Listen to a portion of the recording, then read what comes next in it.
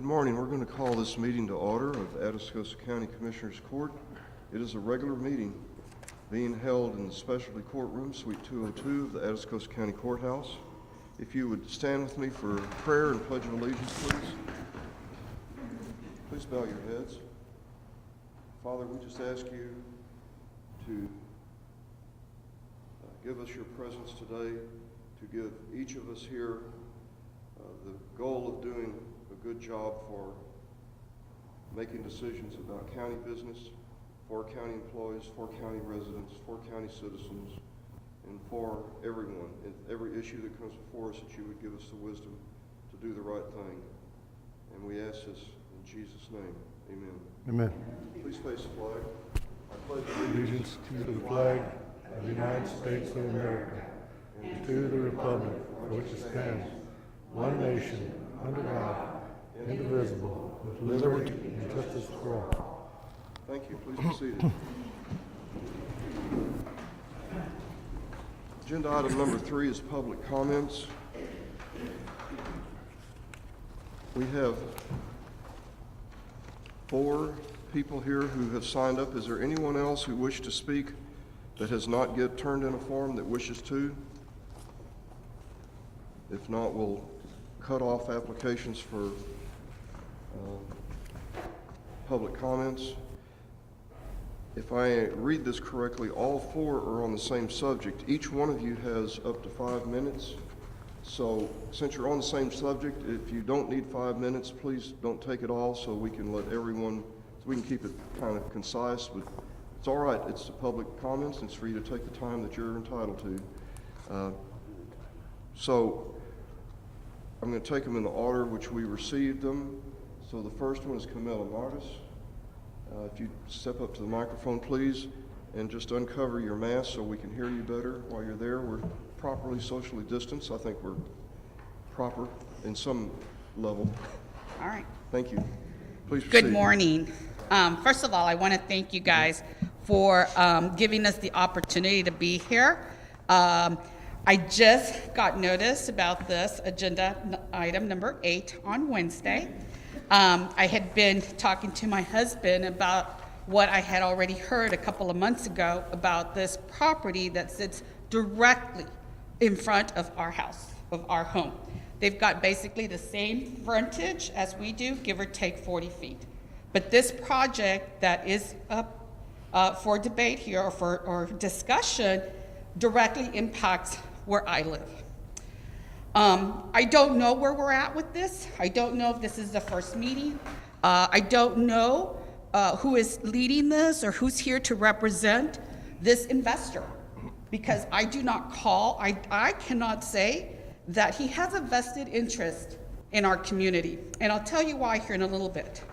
So I ask here today that a decision is not made. Again, I don't know where we're at with this, and I hope to learn more about this before this investor is given the opportunity to do what he is requesting to do here today.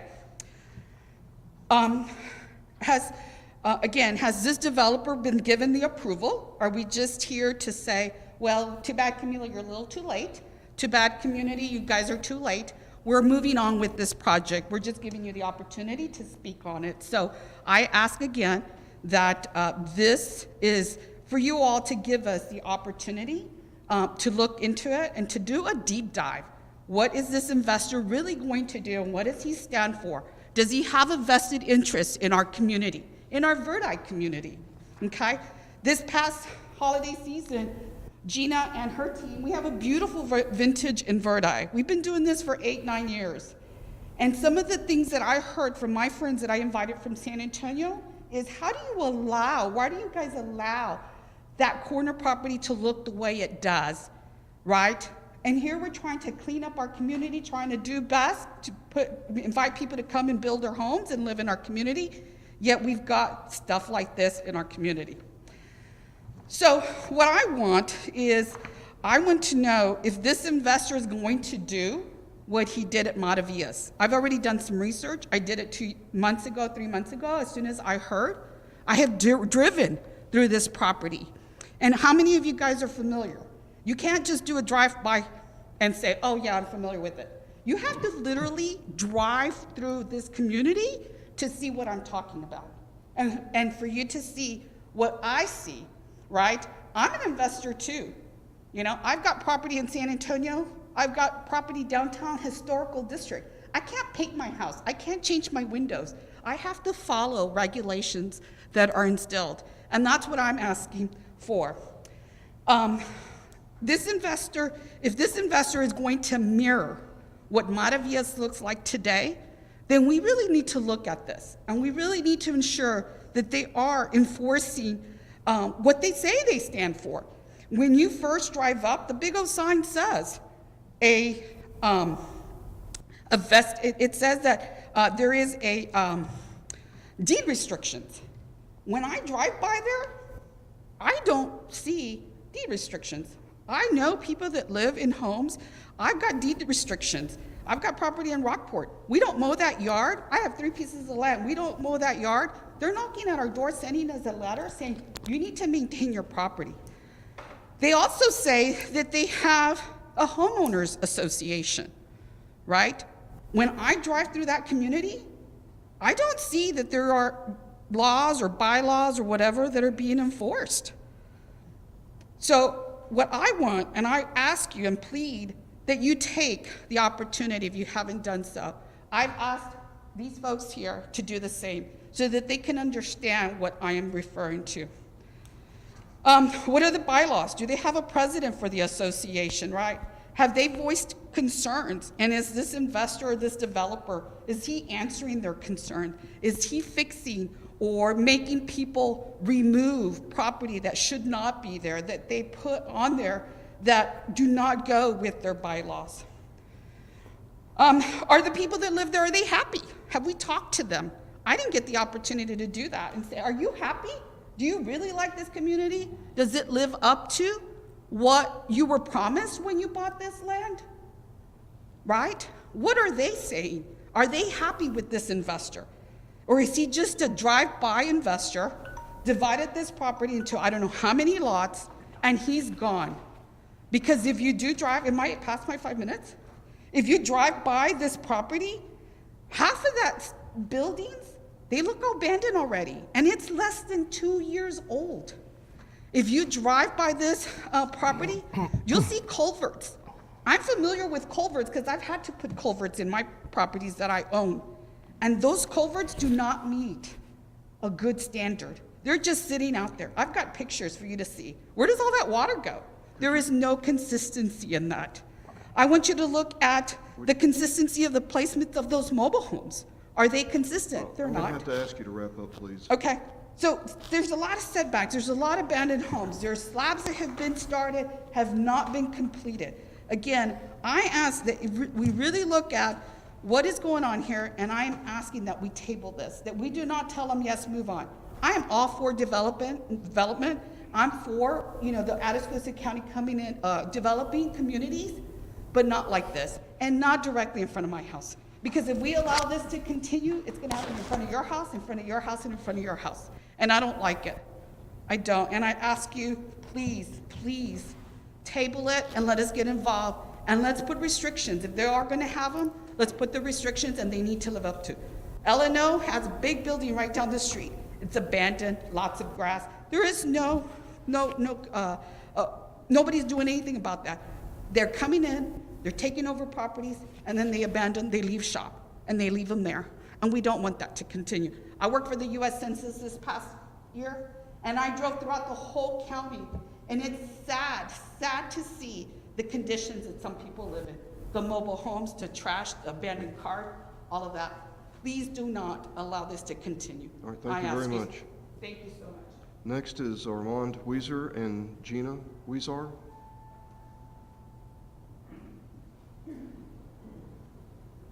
Good morning. Good morning. Thank y'all for taking this time. I just ask to put yourselves in our position. Sir? I would ask for y'all to put yourselves in our position Please go if ahead. this place was going on around y'all's neighborhood. I've lived there all my life. It's been farmland all our lives, and it's sad that farmers are going broke and they cannot keep farming. That's why these developments are coming up.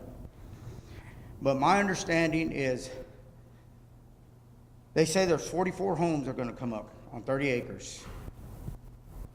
With my numbers, that does not compute with, because I understand in the law that it takes 30,000 square feet to put a lot. That's the law. And then you put roads in, your utilities and all, there's not enough acreage for that many homes. So that needs to be taken in consideration to look into how many homes are going there. Because I know they've already bought it and this is gonna come up. But we would just like for it to be a nice place for everybody can enjoy. My grandchildren and everybody come out there. We didn't like the oil field coming in, but you can't stop it. Just like you cannot stop this subdivision deal coming in. We're not asking that. We're asking to make sure that the laws are being enforced and being done right, and everything's being done right, and you know, that we have a nice community to live in. Because that's what y'all would want in y'all's neighborhood, I'm sure. And that's all I have to say. And thank y'all very Well, much. thank you for coming. Thank you very much. Next, we have Sharon Caraway. Good morning. Okay, good morning, gentlemen. Thank y'all for listening to what we have to say.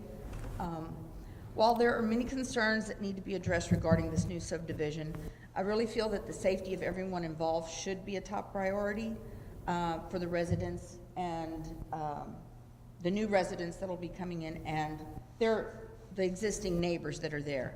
The individual who is selling these lots is in this to make a buck. He is not concerned with making a cohesive community, which Verdi is very solid. That's apparent in this man's previous endeavors, which Ms. Modis spoke about. Making a safe neighborhood is our concern, yours and mine, for our children and our grandchildren. We need to have some restrictions and guidelines put in place when developing this type of residential area, okay? It's like Armin said, we're not against it coming in. We need to have some guidelines when you have that many people in that small of a space. Okay, so for example, I just have a few points to make about this. One of my concerns is having dogs running freely. I know this is kind of a silly thing to some people, but my family and a lot of our the residents in the surrounding area own cattle. And in the past, we've had newborn calves attacked by packs of dogs. And if every person in that development owns a dog and they're left to roam freely, I can guarantee you that they will form a pack and they will be roaming around. And let me tell you, you cannot sell a dead or maimed calf. I suggest requiring that these, if there are pets, that they be fenced in an area. Okay. Another concern which Camilla brought up was the drainage issues.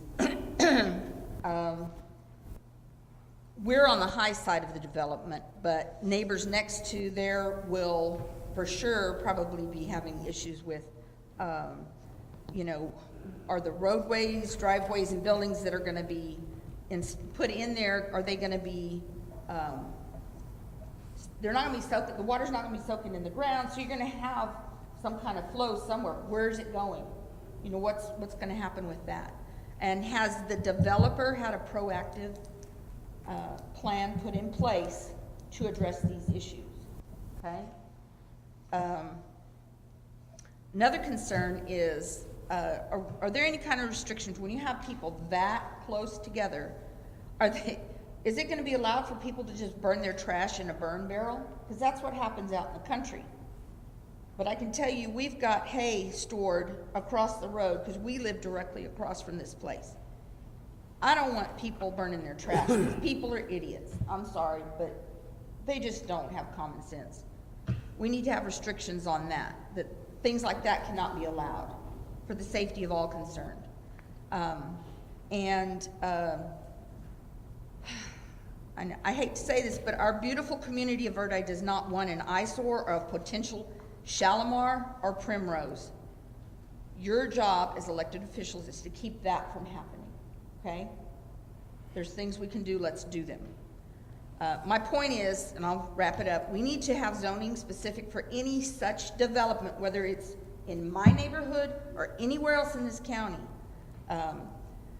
If not, we're just opening up our communities to all sorts of problems for law enforcement, fire departments, the existing farmers and ranchers that are in our communities, creating zoning restrictions and put laws in place and put the word out there that our community is not open to unrestricted mass development. And that is all I have to say. Thank you, sir. Thank you very much. And our last speaker is Ricky D. Reyes. Mr. Reyes? Good morning. Good morning. How y'all doing? Good, sir. Morning, Commissioners. Morning. Gentlemen, guests, everyone here. My name's Ricky D. Reyes. I'm a registered architect here in the state of Texas. I'm also a project manager, surveyor, and rancher. I live about 1,000 feet just east of the proposed subdivision here on FM 1784. This land has been in our family for many generations, up until Mr. Pice decided to sell it to a so-called developer. A true developer works with the community, bringing in prosperous growth, not just to disrupt the tranquility of the area. We've been all living here for generations, so we know each other. We know how hard it is. I'm requesting that this time this venture not be allowed to continue at present course. That must be stopped because it is nothing more than a breeding ground for criminal activity, the way it's going to be designed. This has been proven on various subdivisions in this county, as Sharon brought up. It will cost us money, it will cost the county funds to stop the criminal activities that this type of subdivision breeds. I'm not against development, just against this type of subdivision. Restrictions that need to be placed on it. Remember the oil boom? All the disruptions, the heavy traffic, long lines. There was hardly any lines driving up over here today, and the crime soaring. Right now, there's only about 100, 120 houses in our Verde community. Now you're adding 40 unknown people, families, here. That's tripling. That's like Atascosa during the boom. Tripling the amount of cars, traffic in our little area. And then the people are unknown. You don't know who they are, what they do. This is currently costing me additional funds and adding security measures to our peaceful community. I state this because I've already had strange vehicles driving into my place. Maybe one of you can help me track down the license plate numbers that are there. If this is not stopped, we, the citizens of Verdes, have no choice but to pursue the voting out and replacement of officials responsible for allowing this venture to move forward. There are other resolutions, such as going after the finance company. There are other resolutions to the subdivision as well. You don't have to have condensed area. People don't know how to live out in the country. That's been proven in other subdivisions where people go crazy and start shooting. They start shooting anybody and everybody. That's been happened here about 10, 20 years ago, if you recall. I've been involved in living in this area for over 60 years, unlike the developer. During this time, we have had several community alliances to combat foreign issues that have invaded our community. Back in around 2007, San Antonio water system was dumping sludge back in our backyards, and we stopped that. That's a $2 billion industry.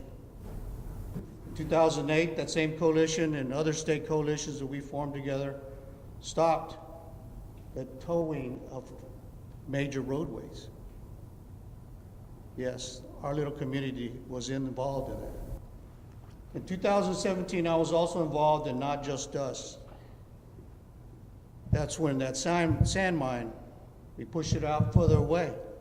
It's still causing problems for us. Now we have sand truckers running through there 24/7. These are farm market roads, not highways. These are just some of the issues that have offended our community. We still have more that'll come up.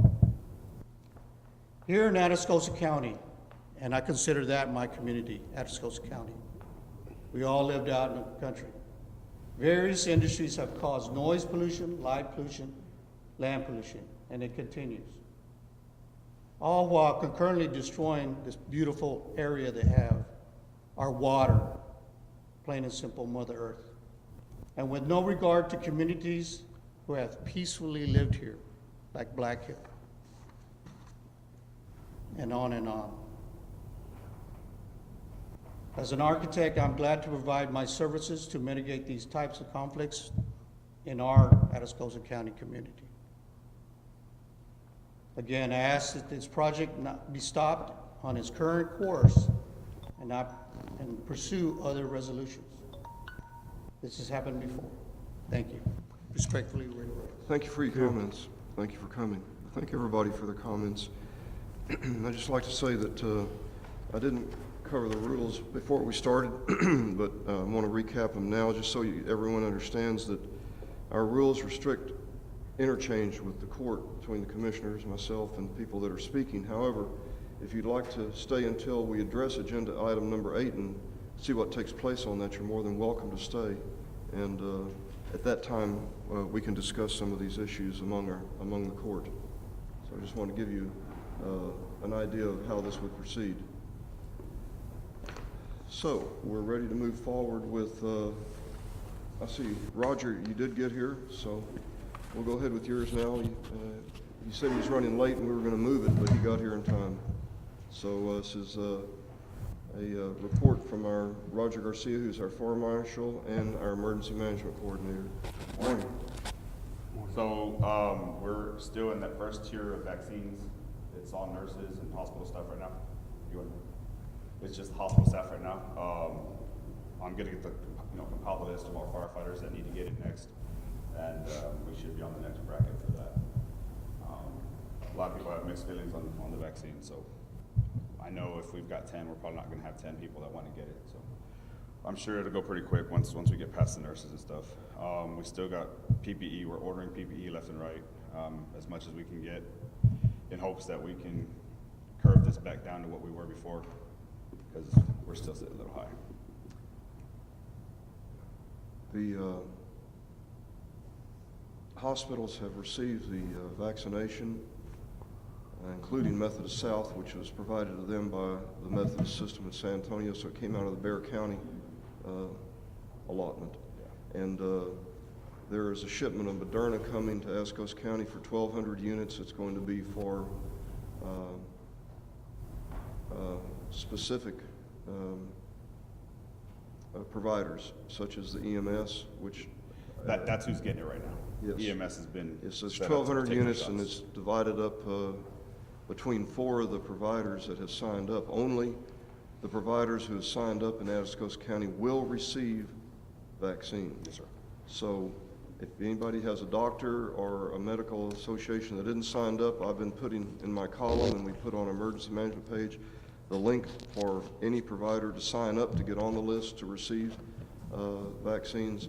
I predict that when we get into February and we start getting a much larger rollout of a vaccine, we need more people to do it. So, and Atascosa Health Clinic, and there's about 8 that have enrolled now, and I'm hoping there will be more signed up. Next step is supposed to be the nursing homes are supposed to take place this week, and that vaccine is being provided to Walgreens and I believe CVS. And HEB. HEB. And they are supposed to be hiring people to go out to the nursing homes and administer and vaccinate all nursing home residents and staff. That's the next tier that the governor's indicated. Then after that, it's going to go to residents 75 and over. And so I expect within the next 2 weeks, we're going to see most of that accomplished. Yeah. And we'll be moving into general population, I hope, by 1st February. And just for general information, We're expecting Johnson & Johnson to have a third vaccine that's going to be approved and start distribution by first or second week in February, and they're far bigger than Pfizer and Moderna, and they're talking about preparing 1 billion units internationally, and they're going to be a big add to us being able to get vaccines out to general population. Just want to give everybody an update on that that's listening. Is anything you'd like to add to that, sir? Not on that end. I'll wait for the next section for my fire marshal. We are running at about 250 to 300 active cases, whereas 3 months ago we had 2. Yeah. So it is serious, and And Christmas just finished, New Year's is coming, so yes, people yeah, are still gathering, yeah, yeah, we can expect that. Still waiting for the state to give me back my heads up on when we're gonna allow, or when we'll be able to do our testing, Jordanton, Poteet, and Lytle. When is that set? They haven't given me a date. They've got these new contractors that you just give them the time frame that you got available, and then they kind of like bid it out or something. Tell everyone what you've asked for so everyone will know. So we've asked for a drive-through, same like we've done before, the drive-through clinic where you come up, get tested real quick. It'll be in here across the street in the parking lot for Jordanton. In Lytle, we're gonna try to have it in the parking lot of the JP2, and then because it's a nice horseshoe. And then for Poteet, we're gonna have it at the fire station again, same way they did the last couple times. And Poteet at the... Yes, sir, at the fire station.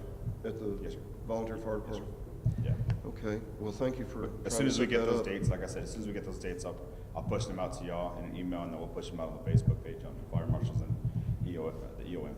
And the reason for this is not just the high number of cases, because we've had a number of concerns expressed by people who can't afford to pay for their own testing.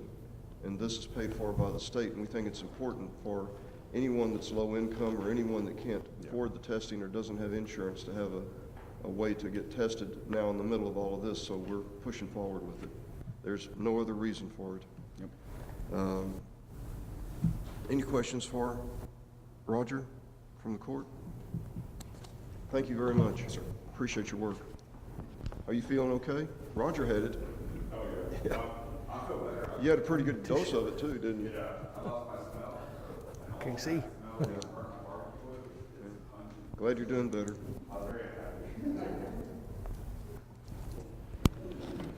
Number 7, Laura Pavelic, discuss and take appropriate action concerning personnel, existing employee Natalie Lugo, position payroll clerk, workers' comp clerk, pay rate Judge, 369. I believe you skipped skip 5 one? and 6. I beg your pardon. Thank you, sir. Thank you for keeping me straight. I skipped 2. No, but let's do yours. I already messed up, so let's do yours. I'm sorry for everybody that I skipped. We'll come right back to you. My mind erases periodically when I'm trying to think of more than one thing at a time. I hired Natalie in September, and she has learned payroll very, very quickly. She's been an asset to the office, and I'd like to go ahead and move her up to the top tier effective January 1. So moved. Motion by Commissioner Gillespie, second by Commissioner Knowlton. Discussion. All those in favor, please indicate by raising your right hand. Motion carries. Thank you. Thank you. Now let's go back and correct my mistake. And we'll go back to Lee Ricks and Linda Burris, discuss and take appropriate action concerning the quote for workers' compensation renewal for 2021 through Ricks Insurance. Linda, I don't know how I could forget you. I apologize. That's okay. People Thank like you. to forget insurance. Thank you. Good morning. Good morning. Sir? The workers' comp insurance for the county is coming up for renewal on January the 1st. And Lee is handing out proposals for the renewal coverage. You'll notice that the payroll estimates for 2021 are less than was estimated for 2020, but there is still going to be an increase in premium. And the increase in premium is due to the number of claims and the amount paid in claims in the last 5 years. That has resulted in an increase in rates and an increase in your experience modifier. Your experience modifier went from a from a 0.96 to a 1.01. So that's 5% increase in the experience modifier, which is based on claims. We have reviewed the claims and we feel like the rate increase and the experience modifier increase is justified. You feel like what? The rate increase is justified because of the claims. The loss ratio for 5 years is 66%. The loss ratio for 3 years is 75%. I'm sorry, 79%. In the last 5 years, Travelers has paid out $533,000 in workers' comp claims. It's a total of about 9% rate increase. What have you seen the last 24 months? A large part of that 533 is in the last 24 months. It has. I'm sorry, It has. yes. We can't speak to specific claims, but I understand. Okay. Yeah, I know you can't. But I'd like to review them with you at some time, so Okay, we can yes. focus on those departments yes, for that would be safety. good. And, Yes, okay. and that can help. We are still quoting this in Travelers Healthcare Network, which gives you a 12% discount, meaning the injured employees need to go to in-network doctors and providers for non-emergency situations. Are there any questions for Ms. Burris or Mr. Ricks?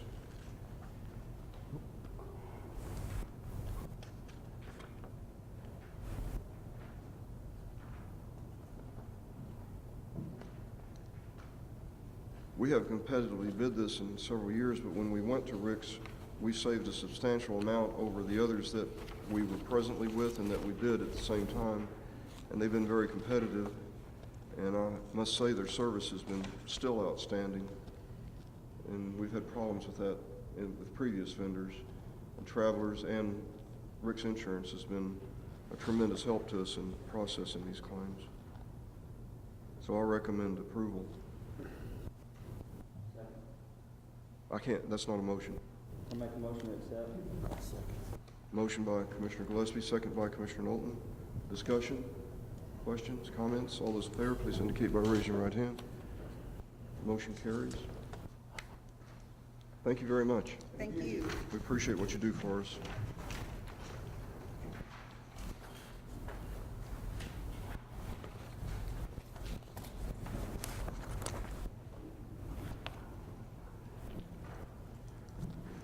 Okay, Roger Garcia, discuss and take appropriate action concerning approving the FY 2021-2022 fire service contracts for Adabear VFD, Campbellton VFD, Charlotte VFD, Lemming VFD, Lytle VFD, Poteet VFD, Rossville VFD, and Jordan VFD, pending, and direct county judge to sign. Yes, sir. Good morning So, again. Morning again. All the contracts that we've got, y'all should have already a copy.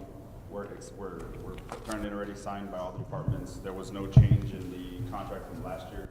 Same value, same districts, same terms. The only contract you don't have right now is Jurgensen's. They're gonna get theirs to me as soon as they can. But that's all this is. It's the same service contract. And the only one we don't have is gonna be Pleasanton, because they're no longer an agency we're working with. We're working with the city now of Pleasanton, which is an entirely different contract. So it's not gonna be, we won't see it at this time. It's gonna come on their fiscal, so in October. And what about Lytle? Going to an ESD? So Lytle's got the ESD. From my understanding, it's in y'all's court now. I don't know how y'all go about appointing the members for that board. I know. No, I meant the contract. Well, the contract, once the ESD gets up and going, then the county would renegotiate a contract with the ESD itself. And we wouldn't have to pay them for service because they're taxing that district already. So it would be, we'd save whatever the cost that we pay now to that department. Can you see what City of Lytle's going to do in terms of their relationship with Lytle VFD after they go to a paid fire department? Just speaking as a firefighter there, we're not gonna have an issue with it. I mean, are they going to change their relationship? Are they going to change their money, or? No, they're gonna, I mean, we still provide the city, and just like we do now, we still provide the city services, and they're gonna hold the same contract that they have. Every year is different, obviously. Money comes and goes differently, so they change it as it goes, but we have never had an issue with our city. So we could continue to provide the money that we pay to Lytle for the public's purpose. We pay, and people would argue, if you're a volunteer fire department, you argue it's not much money. If you're with the county, you argue it is a lot of money. But We pay a certain amount of money to every volunteer fire department for their service to fires out in the county, not in the city, but in the Correct. county. Correct. And so we could continue to pay Lytle for service outside in the No, county? we wouldn't have to, because that's the whole purpose of the ESD. The whole purpose of the ESD is to collect from the residents in that area to provide a higher level of service through those taxed monies. And the county, it's going to save us money on this end. We wouldn't see it come out of our side as a taxpayer over there. We would see the change. But if I had a $100,000 property, $100 a year for paid firefighters around the clock, it's well worth it in my opinion. So you're saying we would not pay the money to Lytle We, anymore, as a county, wouldn't have to. nor to the ESD? No, we shouldn't have to. That's what the whole ESD is for. That's why they tax. Okay, we'll talk to county attorney about it and see. I'm concerned about signing this contract, which is good for all year long, when the ESD is taking effect in the next month or so. Yeah, once y'all get the board, my understanding is once you've appointed the members, they've got to start having their meetings, they've got to set the tax valuation, they've got to start collecting on the taxes, so at least a year from my understanding before we even see. At least what? At least a year before we even see any monies coming in from my knowledge. I see. So we're gonna wind up working the entire year under this contract and not even really be fully rolling. We'll have no relationship with the ESD. Our relationship's Yes, sir. with the 501c3 Which is the fire department. Jordan, of Lytle Volunteer Fire Department, not the ESD. No. And that's where our money would go, not to the ESD. Correct. Okay. I'm just clarifying. Yeah, it would be strictly to the department. On Lytle- And they would have to still meet the contractual agreements. On Lytle's contract, can you have it where it's amended to say the contract is as old until ESD comes in? That way Yes, it's in and writing then on the day of the contract? ESD, we void it off, or okay, yeah, we can do that. The rest of them be okay as they are? Yes, There's no- yeah, the rest of them, none of the other ones will be affected by what's happening in Lytle. Like I said, Jurgensen's the only contract and Pleasanton that you don't have. The attorney has looked at all that? Yes, everything's been reviewed before I even sent it to the fire departments. Well, And, Rod was right, the ESD probably won't be able to fund their ESD probably for a year because they have to set tax rates that people have to vote on, and so it's gonna be a time. okay. Does Campbellton even have a fire department? This who? Campbellton, Yes, sir. are they banned? Paperwork they turn in, and they're making their calls, so, I mean, they're not the biggest department. It's not the biggest community. You know, it's. You're expecting no changes with Pleasanton and Jordan? when I'm those contracts- expecting no changes with the Pleasanton contract, no. My understanding is that we've already approved it, we signed it months ago, it's in their courts. We're just waiting for our copy back, I don't know. And I've what talked to about the chief. Jordan? Have we signed? Jordanson, they've got some stuff they're taking care of, but as soon as they get it in, they get it in. I mean, they can't get their first check until they turn it in anyway, so. Well, I want to make sure there's no changes in it. No, sir, no changes. Because what we're approving today is as is. What you're approving is what you've approved prior to me giving them to them, and Right. they've viewed it and they've approved it, and now we're Okay, just so getting that it. I can sign, but I can't sign it if they make any changes. Correct, yeah, they haven't made any changes. All right. None of these departments that you have in front of you have. Motion to approve by Second. Commissioner Perez, second by Commissioner Riley. Any discussion or questions? All those in favor, please indicate by raising your right hand. Motion carries. Thank you very much. And just so y'all know, we've had 1,775 calls to date. The year's not over. We've got a Had couple what? more days. 1775 is how many calls we've had this year for the county. We still got 4 days, and the busiest is yet to come. So Is that mostly out in the county? that's that's the entire Atascosa County. So anytime we've dispatched a call, that's what we're seeing at our dispatch. Last year we had 1658, so we've gone up 117 calls so far this year. All right. Thank you, gentlemen. Did we vote? We did, didn't we? Thank you. Okay, agenda item number 8, Trent Rowell, discuss and take appropriate action concerning approval of preliminary plat and construction plans for Verdi Acres subdivision, a 44-lot single residential subdivision located off of FM 1784, Precinct 1, Atascosa County, Texas. Plat is approved with recommendations by County Engineer and County Attorney's Office. And just before I give it to you, I'd like to say that commissioners can do what their pleasure is and they can take action as they want. With the people that have come here today, I would suggest that maybe we reschedule to the next meeting to a public hearing where the citizens can have interchange and can speak, and we can get the owner and if the owner wants to come, or the engineer, and they can actually discuss all these questions that were raised today, of which we don't know the answers. Correct. Now you have it, sir. Sure, let me explain just a few things and address some issues that have been addressed. Number one, understand that the county is a different type of entity than, say, a city or the state. So we are limited in how we, by the legislature, and how we can enforce certain things, as far as like a city, can, or the state can. Especially when it comes to subdivision. There is a specific statute in the law that tells us what we can and cannot regulate in subdivisions. You're talking about zoning, correct? Zoning, we can't, we don't have zoning in county. Correct. We can't, by law, have, the state legislature in their infinite wisdom has determined that the counties don't have that authority. Cities do. They have also passed a statute that tells us what we can, or what you can, as the Commissioners Court, regulate on subdivisions and what you can't. In fact, it has not been too long. I think it was this past legislative session or the one before that, where they passed a deadline where we have 30 days in which, once they submit a plat, we have 30 days to approve or reject, or it's automatically approved, no matter what they put on paper. And that's your legislature, not your county government. That being said, we do as much as we can. We have a 6S Engineering, who's an independent engineer. Jeff Swain, who lives in this county, and my understanding has, for all his life or most of his life, he inspects these potential construction projects, and that's the stage we're in now. This is a preliminary plat and construction plan. No construction has taken place, nor can it take place.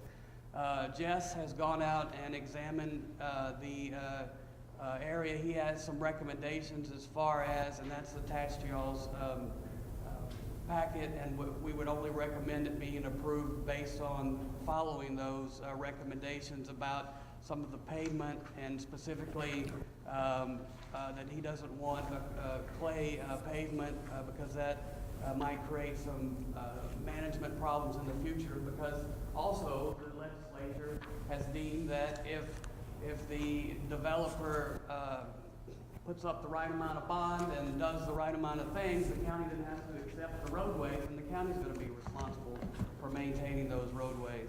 And so the legislature has imposed that responsibility on the counties. And so they submitted this plat. Let's see if I can. I think the 30 days is going to be up pretty quickly. They submitted it on November 30th, and so the 30 days would be December the 30th. And the court can do anything that obviously what you want to do, but based on what they have submitted, other than what Jess has submitted, they have complied with our regulations. And when I say our regulations, just to inform the public, our regulations as dictated to us by the state of Texas, with some very, very minor modifications which we can do to try to protect the citizens. And so they have complied with that, and I mean, this county attorney's office would tell you that we don't necessarily have a legal objection to raise on this, other than these specific design changes, which my understanding is Rakowitz Engineering has agreed to perform. So again, this is the preliminary plat. Monitor, as Jess always does, he recommends monitoring the construction to make sure that they are doing what they need to do. The issues about dogs and those trash burning, all of that is, I'm not sure, I would have to look into if we can even regulate that. But certainly the fire marshal has the ability to shut them down if they're doing something that is dangerous. We have an animal control officer that's there for the animals. They may be overstretched, but that is what we can do about that. The drainage and everything is approved by the engineers. It will be monitored to make sure that it's done per the minimum standards that we are allowed to enforce. And so that's where we're at on this. And I would leave it up to the court to approve or reject. However, I would tell the court that if it rejects, we need to come up with a specific reason to reject so that we can do that within the 30 days and then do our hearing. So are you saying that if we don't disapprove it today, it automatically is approved? That's correct. Here's, I got a question. Yes. So there's a recommendation here from Mr. Swaim to perform certain changes to their plans. Yes. And reading this, it doesn't sound like the changes have been made yet, is that correct? That's correct. Well, then no construction has been performed yet. So would it, I want to say this correct, I know we can do what we want to do, but could we disapprove this? And they have to go make these changes and come back, is that correct? That is correct. I mean, but they have accepted the changes. This is Mr. Baca from Rackwoods. I'll let him. Rackwoods Engineering. So Jess Lane, you did have a clarification on pavement recommendations from our geotech report. And so we accepted his statement, we provided a letter of clarification to him, and he agreed that was. Is that in this, No changes to be. is this in the record here? I don't know that I've gotten a letter of clarification other than. You see my point, correct?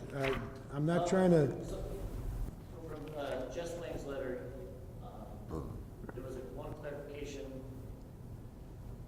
in his letter. And it was talking about the base, the pavement section on the place upgrade. yeah, I read it, and I understand it, but it says, He said, and he states it's our recommendation that the county allow the plans to move forward to construction with the written clarification by the design engineer of the section used. do you have a written clarification? Yes, sir. Trent have it. Yes, sir, that was passed along. I don't know if it's in, the paper, this stack paper, he has it, yes. So you've provided this to him? Yes, sir. And he could have very well, Judge, this was, I mean, Commissioner, this was all done during the holiday,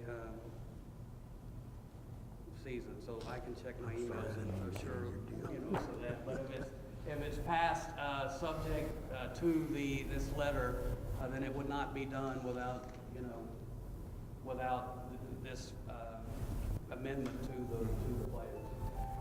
Well, But do you have it? That's my question. I don't have it, no, not right now.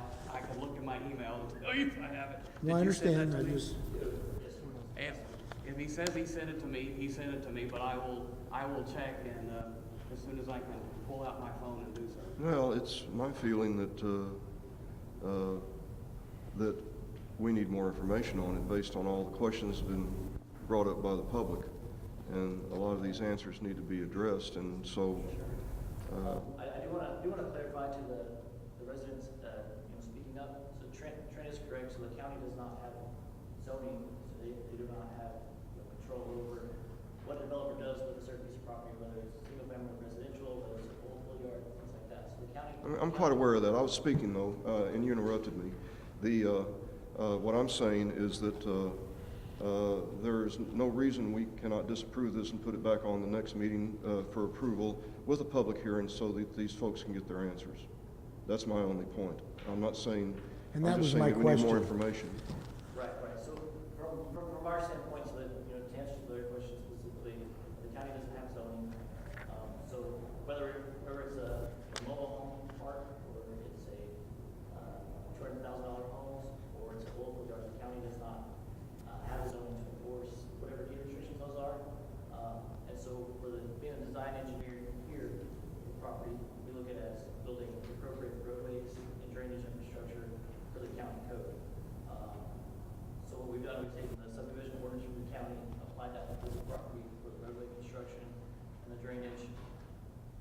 And I also want to point out the lot sizing, there was a variance passed October 26th at Commissioner's Court to allow half-acre lots. So the county code is a 30,000 square foot minimum. It was allowed in the variance that was approved October 26th that we could do 1/2 acre, which is the Texas state law, and that into account with all the subdivision rules for roadway and drainage construction, apply those to the design and the plat, construction plans, and submit that to the county, with the recording and everything, and the review letter from Jeff Swain comes back, who's recommending approval, and we provide a clarification on the pavement. And I do have the clarification letter, sent to me on December 22nd. Okay. So and we're a local engineering firm here in the county, and so we do go for those with properties out in the county. Developer buys a property next door to them and subdivides it. The county doesn't control exactly what can happen with that as far as use, but they can control the type of roadway drainage that happens on that property. And I will say the roadway sections are superior to the other county roadways in the county. This developer uses hot mix instead of two-course chip seal. And also, one plan from TxDOT on FM 1784, the pavement section for this roadway is a thicker section than FM 1784 actually is. FM 1784 is built with 4 to 6 inches of base with a two-course chip seal. This roadway will have 7.5 inches of base with a trenching hot mix. So it'll be a superior roadway with drainage infrastructure. We've got detention ponds designed to mitigate flow downstream. We've got all the measures that we can do as an engineering firm, and who is local here, to mitigate any of the impacts this property will have downstream of the roadways. It's up to you. Anything with land use as far as deed restrictions, this developer does allow mobile homes, and so the deed restrictions are less than, say, a higher end subdivision with $250,000 homes would be, but there are deed restrictions.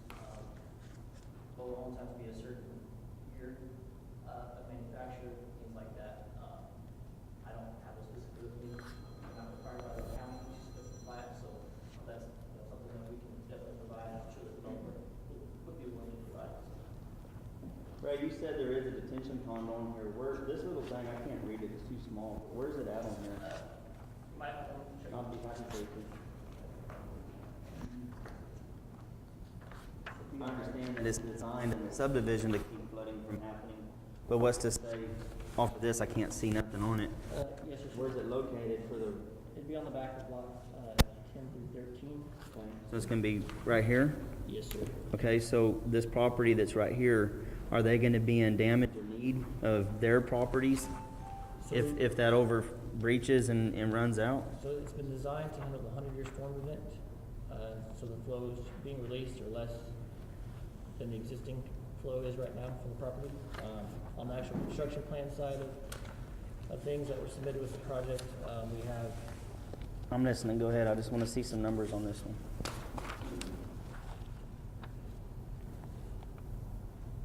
so it's on the rear of lots 10 through 13. Okay, so I'm gonna ask you something. I'm just looking for something to relay this, okay, and still be legal. If this is floodplain, and it's okay to do a half-acre tract, if in the event of a flood, that takes away from their half-acre that's left over, is that anything we can hold on? So the Texas Administrative Code has 1/2 acre minimum. It does not, it doesn't account for, easements like that are not, it doesn't say half acre net, I guess is what, to clarify that. So, if the lot is 1 acre and 3/4 of that lot are taken up by drainage easement, the way the administrative code reflects that, it's still a 1 acre lot. Okay. But another thing with, septics will be permitted through the county. Obviously, your septic system cannot be placed in a drainage easement, and so Correct. that's why those are all shown. And this is an easement right here to get to the back, so in the event they need to do work on the tank? Correct. There's a maintenance easement and also a drainage easement. There'll be culverts in the roadway here to allow this Okay. water to get down there. So the actual construction plans will show more so of the pond here, and what it looks like, and the elevations and culverts, that type of thing. And I can leave a small copy of these if you guys would like. Trent and Jess have the full prints of these.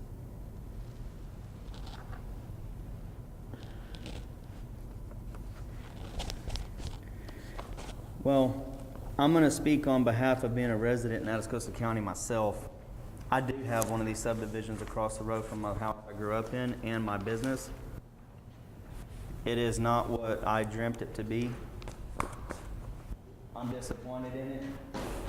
I know the laws that we're speaking of with the legislators who have put their actions on top of the Commissioner's Court to be able to keep us from acting on what we have in our beliefs for our people in our county.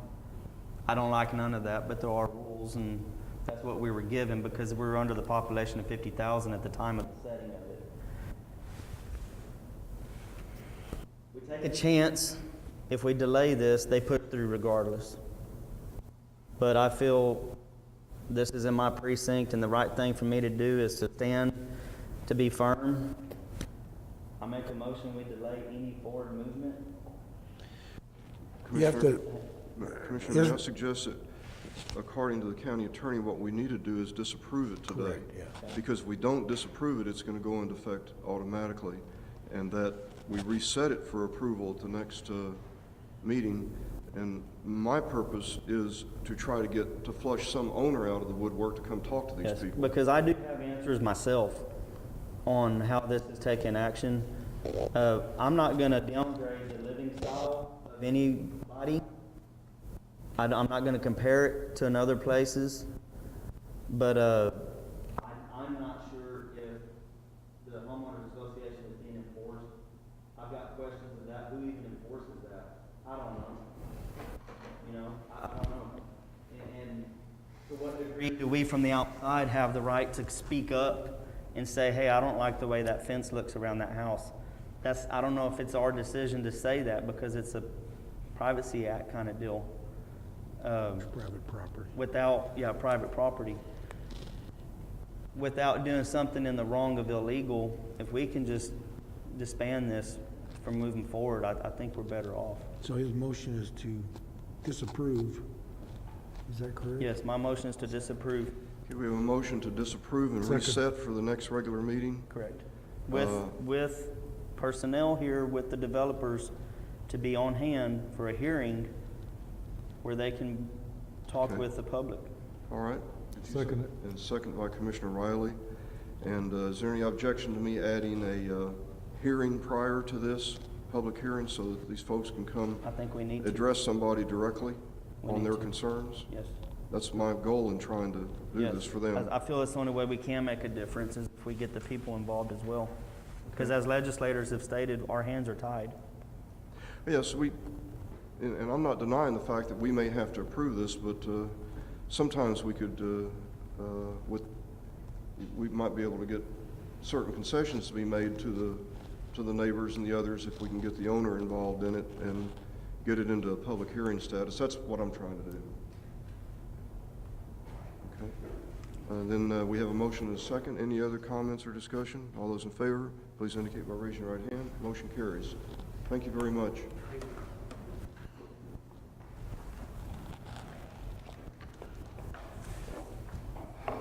Number 9, Trent Rowell.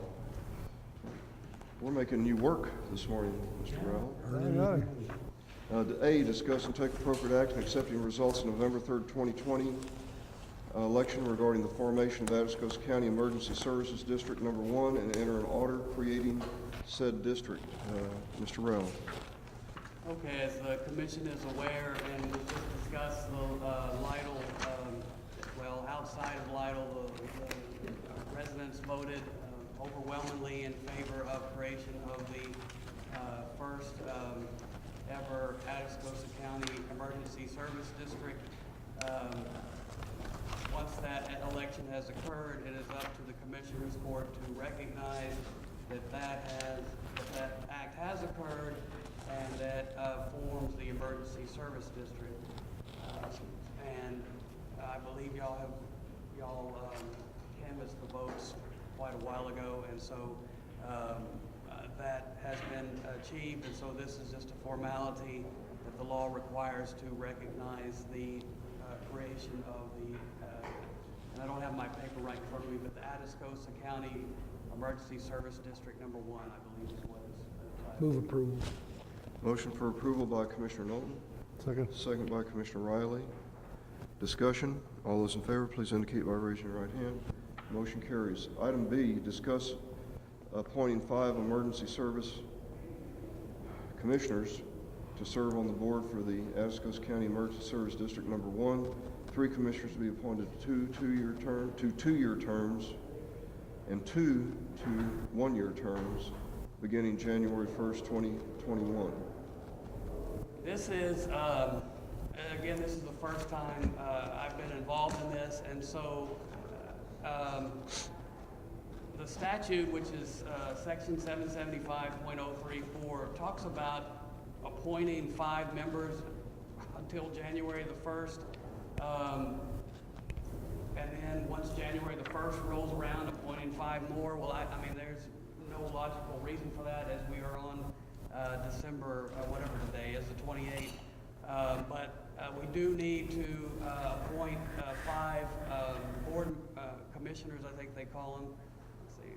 Yeah, service commissioners, members of that board. They have to be at least 18 years of age, a resident citizen of the state, and a qualified voter within the area served by the emergency service district or the owner of land subject to taxation in that district. I believe Chief Deere has provided some names of possible volunteers to serve on that board. I would ask that you discuss that today and see if those meet, you know, if anyone else has any other objections or suggestions, and if or if the commission wishes to post an ad in the newspaper. You're not required to by statute, but it's whatever the commission wishes to do. And then I would recommend on the first meeting of January, if we have that slate, or if we wish to post a notice, that we do so, that I do so today for next week, and that we are ready to appoint these commissioners to serve. Make a motion that we put it in the newspaper. That's what you're saying, the appointment will occur at the next meeting? Yes, yes. Sir. It would be, the appointment would occur in the next news, in the next. We have a motion and we have a second by Commissioner Riley. Again, it's not required by the statute, but I think that's probably a good idea. And Commissioner Knowlton, did you get your question answered? Chief Deere has not given us 5 names. Oh, he hasn't? Okay. No, he has not to my knowledge. Okay, I knew he'd give it. And we don't know who they are, and we don't know if he's recommending them. And, you know, we're blind on this thing. Blind. And, Just a question, as part of the discussion, is somebody gonna interview these people or sit on top of them? it's up to us. It's up to you. You can, like I said, that's why you can set up your process. This is brand new, and so if y'all want to appoint someone to interview persons, like I said, Chief Deere sent some names, but I don't guess he sent. I thought he did. Again, my brain may not be working. My memory is he sent 3 names. He may have sent 2 more, I don't know. No, he sent 3 names, and I didn't realize it wasn't 5. And so, yes, but, you know.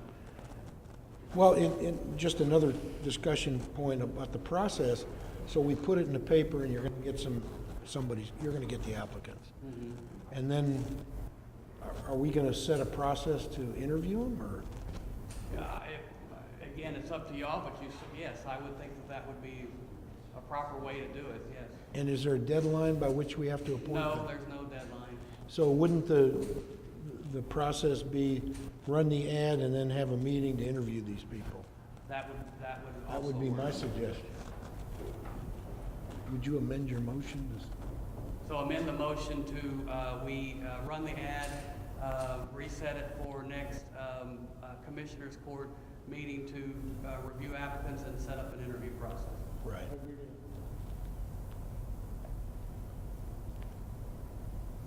Yes, I want to talk about what the ad was going to say, so that's exactly it.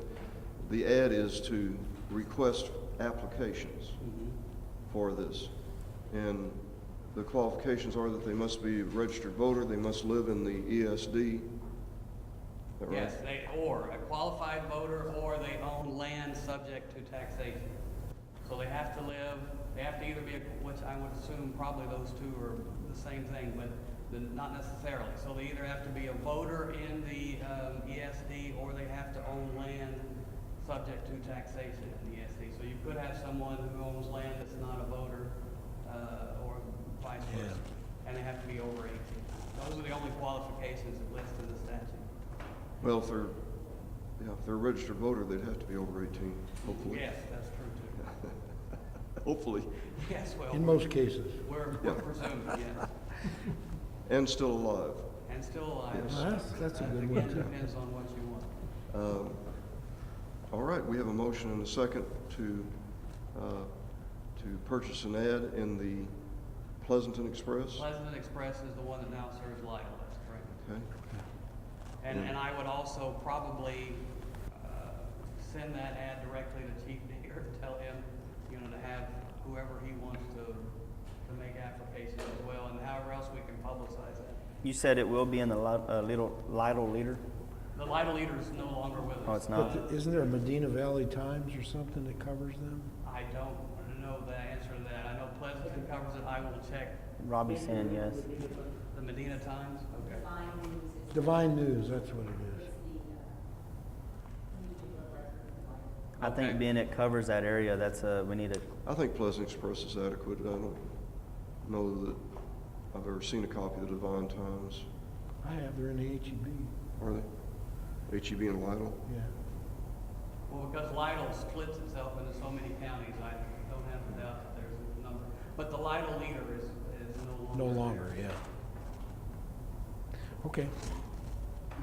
Which, for clarification, do we want to publish it in what newspaper? I think you should do both, my opinion. I don't know what the expense is. It's usually $75 a pop. It's your motion. Who's that, Eliseo? Yeah, Commissioner Perez? I'm thinking both of them are 12 feet. Both of them? Okay. We have a motion and a second. Is there any other discussion? I've got a question. Because Lidle takes in multiple counties, the commission that we're gonna be picking just covers Atascosa portion, correctly? Yeah, the commission we pick has to be in that emergency service district boundary. It's not like we're working with the other two counties? No, to do no, this. no. Okay. No, the reason for publishing it in the Divine News would just simply be that hopefully Right. somebody in that Right. maybe buys the Divine News as opposed to the Pleasant. Yeah. But yes, the commission has to come from that emergency service district, Yeah, okay. so, and which is all in Atascosa County. Okay. My understanding is they have emergency service districts in the other counties that Lidle is in. Touches? Yeah. So this just Let's completes move. the. Oh, I got you. Medina, Frio, Atascosa. I'm gonna add to request a list of qualifications and endorsements, recommendations, personal recommendations, anything they can add to help us out. Because just getting 3 names in an email from Chief Deere was not helpful. Yes, It was nice, but I don't know any of those 3 people. Yes. And if Chief Deere is going to say he's personally recommending them, that's different, but he just sent 3 names. He didn't say he recommended them. I understand. Let me read this part of the statute too. It says the commissioners, which is y'all, shall consider relevant factors in determining the individuals to appoint as emergency services commissioners, including whether the individuals have knowledge that relates to fire prevention or emergency medical service, and then is relevant to the common policies and practices of the board. So we could include that, I believe, in our ad as well, that, reference will be given to, like they do in job applications. Yes. You don't have to appoint someone like that, but it says you should need to consider those factors. All right, we have a motion and a second. Any other discussion? All those in favor, please indicate by raising your right hand. Motion carries. Thank you. Thank you. Number 10, Trent Rowell, A, discuss and/or take action concerning the execution of the ratification amendment of permanent easement agreement, amending the easement agreement with CenterPoint Energy Interstate Pipelines LLC on land owned by Atascosa County on Shale Road, allowing for abandonment of existing pipeline and laying of new pipeline, approved by Commissioner Riley, Precinct 4. Mr. Rowell. This is an application that was already approved by the commission. The pipe line layers got out there and just decided that the way they had it laid out was not gonna work. We're involved for two reasons. One, the pipeline runs across county-owned property, so that's where the easement comes in. You had already granted them an easement, however, they need a new easement because the direction of the pipeline has changed. And then secondarily, which I don't remember which is A and which is B, but secondarily, it's approving the pipeline application and road damage agreement, which we've reviewed and is the exact same thing they signed before, just with different route. My understanding is the checks have come in, and we got checks in here. I don't know, we want to, we can cash double checks, but probably we shouldn't do that. So we can figure out which checks are viable and which aren't. But they have made their payments. Commissioner Riley has gone out there, approved of the change. The new easement agreement abandons the pipeline in place, so they're not gonna dig up the existing pipeline. They're just gonna abandon it where it is, and then they're asking for an easement to continue across county land to complete what their engineers now recommend. What they're abandoning, is it on our property? It's on your property, yes. That's the way But they that's go. kind of, yes, that's just standard practice. Whether good or bad or indifferent, that's what they do. And that's Texas. Okay, just curious. So I spoke with the engineer about this a while back on why they just leave them there. And they take a chance of decay in the ground crushing in when they start removing all of this. Right. And then you got major repairs, major shutdowns, where this way they just cap the two ends on the right-of-way edges and they leave the construction of it in place. And who owns it? We own it then? Because they abandoned Yeah, it? at that point, it's now county. Where the initial is, yes. And this is under a 1,800-foot bore where they're boring under some businesses. And they'll lay this new line instead of digging up the old line. Okay. So this is the easiest way for them to construct this. All right. So the Just curious. paperwork is in order, and again, the applications are the same applications that were approved previously, just changing the round. And the reason that third check is because of the construction damage. For the first time they put gravel in our ditch on 422, and this is to take care of their cleanup. Okay, all right, I That's think we had a bunch that's of where checks. that clarifies that third check. Okay. Okay. I have several checks, I just want to make sure I'm not keeping one I'm not supposed to. No, there was one that I didn't. So I moved to make a motion that we approve this. Second. Motion to approve 10A by Commissioner Riley, second by Commissioner Knowlton. Discussion. All those in favor, please indicate by raising your right hand. Motion carries. Number 10B, discuss and/or take action concerning Atascosa County pipeline permit request by Center Point Energy Interstate Pipelines LLC filed on December 14th for Shell Road and CR 422. Precinct 4 signed road use agreement check for payment has been received. Mr. Ralph, same thing? Same thing, yes. That's the applications that they did, and again, it's the same application that we reviewed and approved last time, with the only exception being the new route. And my understanding is the checks have been received.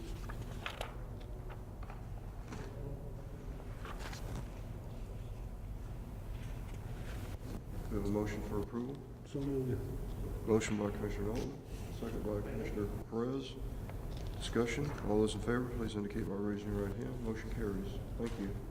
Number 11, Commissioner Knowlton, discuss and take appropriate action concerning personnel. New employee, Brett W. Blankenship, position precinct 2 worker, pay rate $39520.00 annually. Salary budget area 022-400-402, physical drug test pending, start date 01/01/2021. So, in justification of this, I am currently vacant 3 workers. That's You what? I'm short 3 people. Okay, This is replacing 1. okay. Still leaves you 2 down. Still leaves me 2 down, so I move approval. Second. Motion by Commissioner Knowlton, second by Commissioner Gillespie. Discussion. All those in favor, please indicate by raising your right hand. Motion carries. Next one is existing employee, Aaron Scarrow Jr., position precinct 2 worker, pay rate $40560 0.00 annually, salary budget area 022-400-402, physical drug test not applicable, start date 01/01/21. Commissioner Milton. I move approval. This is not to the tier level, but he's below tier 2.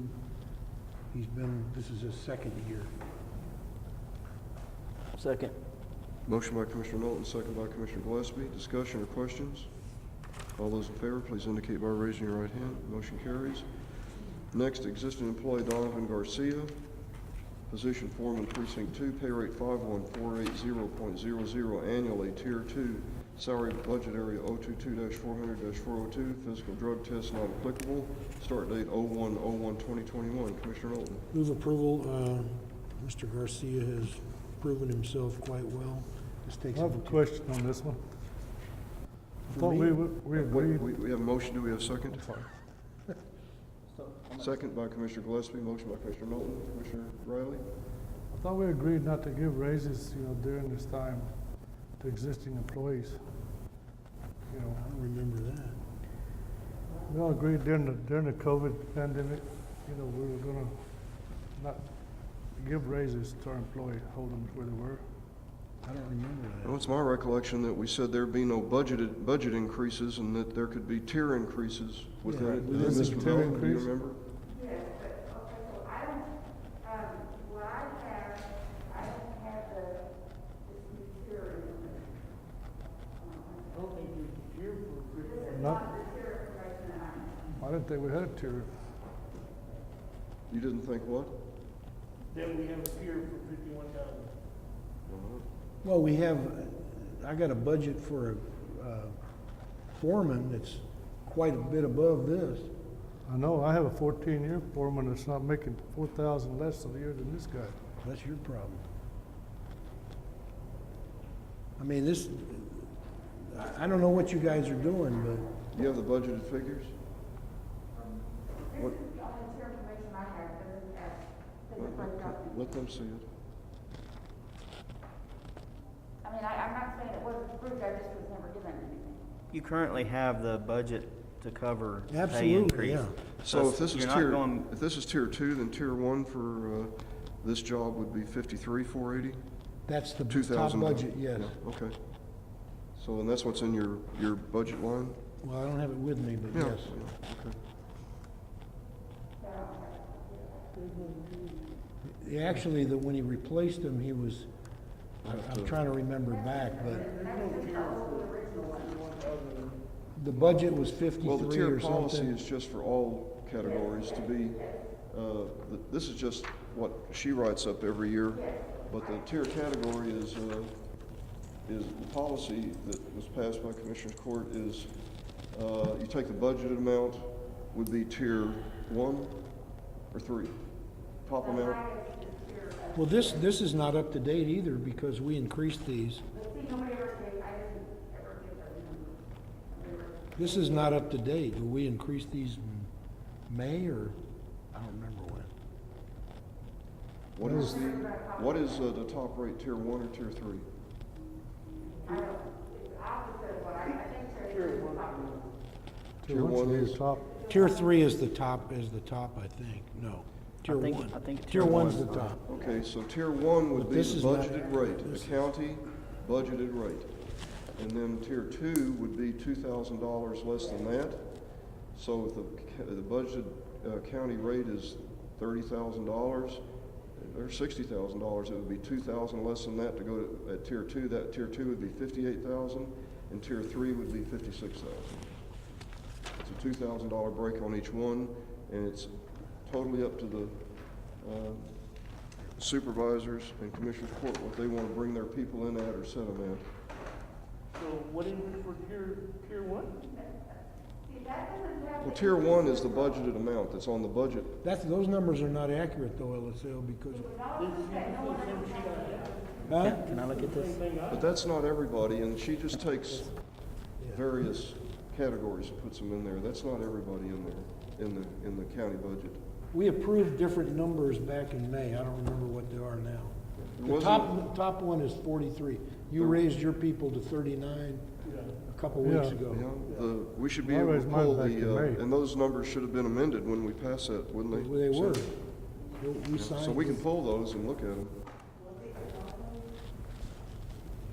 Top rate was 43, I think. See, nobody ever, it was approved by y'all, but I didn't see them before they were approved, and nobody forwarded them to me. So I don't Oh, have it doesn't matter if they're on that list or not. That list doesn't have anything to do. The tier 3 tier policy is a separate written policy that, I don't know. I keep it. Yes, I do have the money in the budget. And this is still under the budget. You're not asking for more money from No, capital sir. outlay to do this. No, sir. It's in your budget already. It's no different than what we just did with this other worker. If I have, if I have my budget, I can go back to 12 men. I'm still short one man. Well, he's short 3 people. I don't know. I'm not, but I'm not spreading the money around.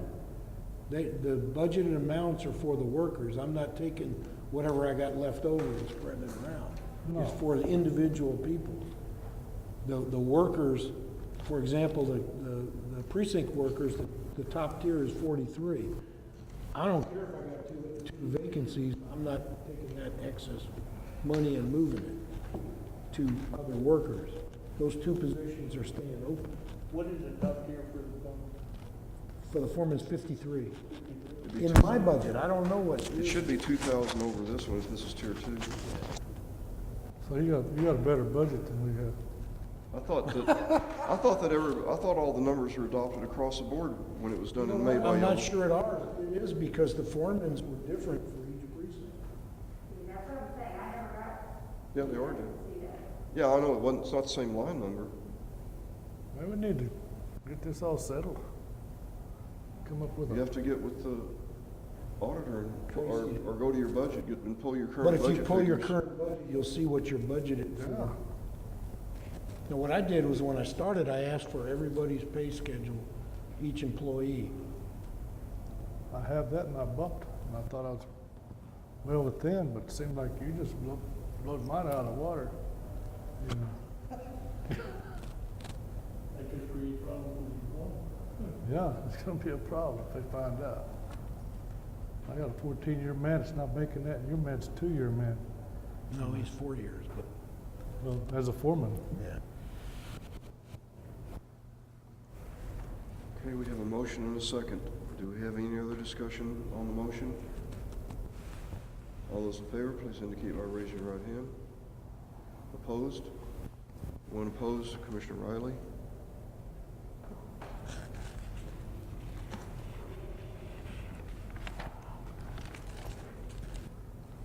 Number 12, discuss and take appropriate action concerning approving the interlocal agreement between Atascosa County and Karnes County for the Regional Public Defender Program and direct the county judge to sign. This should have been done 6 weeks ago. We finally got it back from Karnes County and it's ready for me to sign. I've been bugging Judge Hedke over there for weeks. He keeps saying he sent it to us and we couldn't find any evidence where he sent it to us. I asked him if I need to drive over and pick it up and then he sent it. So anyway, I need y'all to approve it so I can sign it, please. So move. Second. Motion by Commissioner Gillespie, second by Commissioner Knowlton. Discussion. All those in favor, please indicate by raising your right hand. Motion carries. Number 13, discuss and take appropriate action entering the certified copy of the order of appointment of Tracy Barrera as Atascosa County Auditor for a 2-year term beginning December 1st, 2020 by Judge Lynn Ellison and Judge Russell Wilson, judges of the District Courts of Atascosa County, to the record of Atascosa County Commissioners Court. We don't approve it or deny it. All we're doing is approving its entry into Commissioners Court record for the permanence of So it. move. Motion by Commissioner Riley, second by Commissioner Perez. Discussion. All those in favor, please indicate by raising your right hand. Motion carries. Thank you very much. Number 14, discuss and take appropriate action concerning approving the 2021 TechShare Indigent Defense Software as a Service Agreement and authorize the county judge to sign. This is a software package that we've been buying annually. There was some question as to whether or not we were going to renew it because of the Public Defender's Office. The Texas Indigent Defense Commission wants us to keep it for at least another year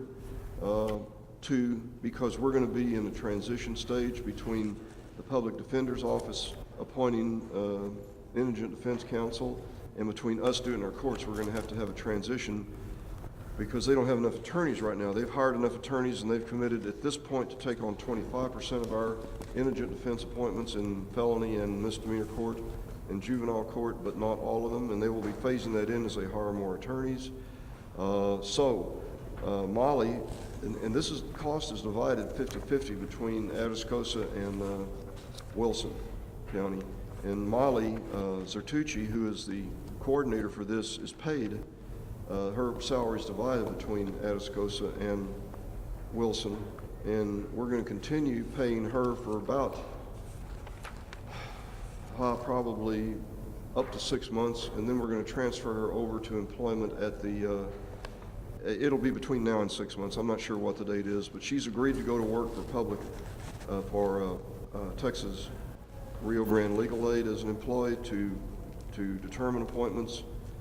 At that point, she won't be using the software, but TRLA and TIDC also think that we may want to keep it for various appointments. I disagree, but it's about $3,900 a year, so it's not a lot of money to divide up with Wilson County. So I recommend we continue it for now, and then we'll take another look at it for next year. So moved. Second. Motion by Commissioner Gillespie, second by Commissioner Knowlton. Discussions or questions? All those in favor, please indicate by, yes, sir. The 3326 on the fee, is that's to be divided with the other ones, or Yes. that's our price? I thought it was 3,900, but it's 33. 3326 is what I have. That's probably I accurate. just want to make sure that is what is divided between all of us, That's probably just for the accurate. The record. number I got was on an email, and it may have been incorrect, but Gotcha. that's probably accurate. But if we can just divide the fee by, approve the fee, and then whatever it's going to be, we'll divide it between us and Wilson County. Correct, okay. Motion by Commissioner Gillespie, second by Commissioner Knowlton. Discussion. All those in favor, please indicate by raising your right hand. Motion carries. Thank you very much.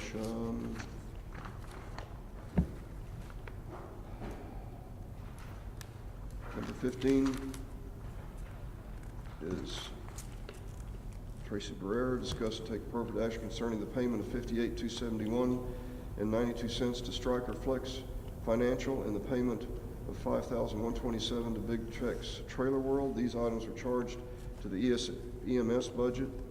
If approved, these will be moved from the EMS budget 041-400-703 and be charged to capital outlay. Instead of the EMS budget, they were just put there incorrectly, and we just need to authorize the auditor to move the balance. Motion by Commissioner Perez. Second by Commissioner Riley. Discussion. Although that should be, I think that is our last payment for the Stryker is the hydraulic lift thing we bought, and I believe that's our final payment. So I don't believe we have that. Yeah. I think, I'm hoping it is, and I'm pretty sure it is. So anyway, so we have a motion and a second, and any discussion? All those in favor, please indicate by raising your right hand. Motion carries. Thank you. Number 16, discuss and take appropriate action concerning the following 2020 budget line item adjustments and our budget amendments for the following. 2020 auditor moving funds from 012-406-610 conference expense $540 to 012-406-635 machine maintenance. 2020 tax office moving funds from 012-444-610 from conference expense to 012-444-623 bond premiums $3,000. 2020 fire marshal moving funds from 012-445-610 conference $6,706.07 to 012-445-609 training and materials $6,600 and 012-445-648 fees $106.07 and veteran service moving funds from 012-458-610 conference $3,000 to 012-458-501 office supplies $3,000. Road and bridge material moving funds from 020-400-875 precinct machinery $17,887.55 to 020-400-878 license and weight station $17,887.55. Continuing, road and bridge precinct 1 moving funds from 021-400-503 for $15,000, 021-400-509 general supplies $10,000, 021-400-612 construction contract $18,000, 021-465 miscellaneous $5,000 to 021-400-506 Orient Road and Bridge Materials, 36,900. 021-400-601 Machinery and Other Repairs, 2,300. 021-400-636 Uniform Supplies, 8,800. Precinct 2, 022-400-402 Salary and Labor, 65, this is moving from 65,751. 022-400-503 Gas, Oil, and Service Station expense, 60,000. 022-400-504 Battery, Tires, and Tubes, 14,000. 022-400-601 Machine and Other Repairs, 20,000. 022-400-636 Uniforms and Supplies expense, 6,000. 022-400-750 Move Yard expense, 67,949. 022-400-755 Storage Tank for Road Emotion, 12,500. 022-400-506 Road and Bridge, 202,000. 022-400-509 General Supplies, 2,200. 022-400-611 Contract Work and Machine Hire, 42,000. Precinct 3, moving funds from 023-400-612 Construction Contract, 400,000 to 023-400-506 Road and Bridge, 400,000. 2020 EMS, moving funds from 041-400-64 Equipment Maintenance, 5,000 to 041-400-479 Intermedics Billing, 2,500. 041-400-692 Refunds, $2,500. Then TJPC A 81st and 218th District Juvenile, moving funds from 095-400-402 Salary, 38874. 095-491 Retirement, 8827. 095-400-493 this is Social Security, 60112. 095-400-493 Psychological, 68357. 095-400-645 Residential Services, 1,761.7. That is juvenile department, in case there's any confusion about that listing. That's it for that.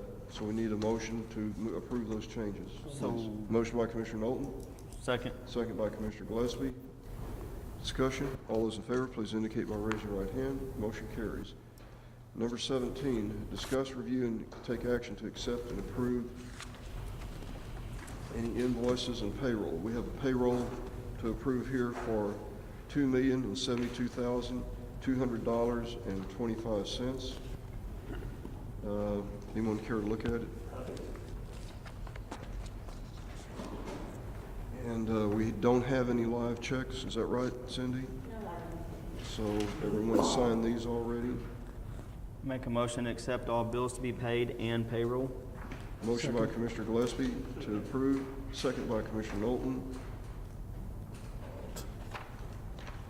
Before y'all adjourn, going back to 9, I think it was, about the ad for the Lytle ESD commissioners. We talked about publishing notice and then having the hearing on the 11th. As I look at it, they would publish on the 6th. That would give about 2 days for people to, so I wonder if it wouldn't be better to move it to the 25th. I think it would too. I don't think we really set a meeting, but Okay. I think you're right. Okay. We're not under a time crunch, right? No, we're not. We'll set a deadline before that, and Okay. my office will take care of the ad. All right, thank you. And if all the commissioners are okay with that. Okay, there are no reports. We need to vote for the payroll. I'm sorry, bills. vote on approving the invoices and payroll. All those in favor, please indicate by raising your right hand. Motion carries. Number 18 requires no action. There are no reports in the second regular meeting of the month. Comments from Commissioners Court, no action can be taken. The next regular commission meeting is set for Monday, January 11th, 2021. Is there anyone that wishes to make any comments or say anything? If It's been a not, then good year, guys. Sir? It's been a good year for what we had to mess with. Appreciate everything we've done. Yes, adjourn this meeting and we'll call 2020 in our rearview mirror, which a lot of people are saying that's a good thing. Of course, when you're my age, any year that's down, that's a lot. Let's just hope it ain't worse. to come. Sir? Let's just hope that there ain't a worse one to come. I don't know, got to get better. And we got the vaccines rolling in, it is going to get better. I predict by March, we're going to see the light at the end of the tunnel.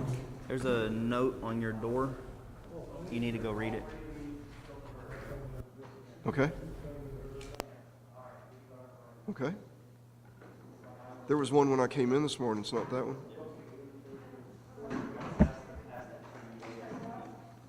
Okay. Okay.